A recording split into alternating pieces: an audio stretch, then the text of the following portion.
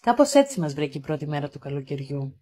1 Ιουνίου μαζευτήκαμε μαζί με τα τριτάκια μου σε μια κοντινή παραλία με θέα το ολοφώτινο κάστρο του νησιού μας και κάναμε μια πολύ όμορφη φιλαναγνωστική δράση που δεν πρόκειται ποτέ κανείς να την ξεχάσει.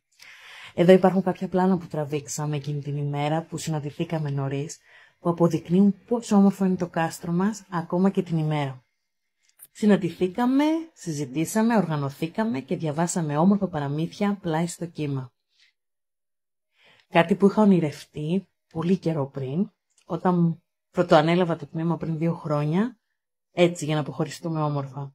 Φρόντισα και έφτιαξα προμήθειες που άρεσαν στα παιδιά. Πήρα υλικά για να φτιάξω hot dog. Ξέρω, δεν είναι η πιο καλή και η πιο υγιεινή επιλογή, όμως ήθελα να είμαι σίγουρη ότι θα είναι κάτι που θα τους αρέσει. Φρόντισα να φτιάξω παγωμένο κρύο τσάι ροδάκινο που το προτιμούν και πήρα όλα τα απαραίτητα, ποτηράκια και καλαμάκια, για να περάσουμε όμορφα.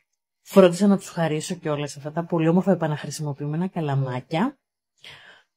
Εδώ υπάρχουν πλάνα από τις όμορφες φιλαναγνωστικές δραστηριότητες που κάναμε εκείνο το βράδυ.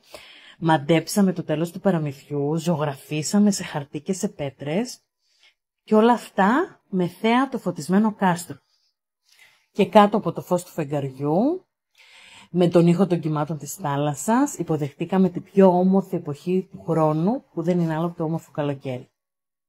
Η παρέα μας κράτησε μέχρι ο ήλιος να χαθεί εντελώς και να εμφανιστούν το φεγγάρι και τα αστέρια πάνω από το νησί μας. Κάναμε όνειρα όμορφα και κάναμε όμορφες ευχές, ανταλλάξαμε όμορφες ευχές για ένα καλό καλοκαίρι. Ξέρεις όμως τι καταφέραμε περισσότερο απ' όλα?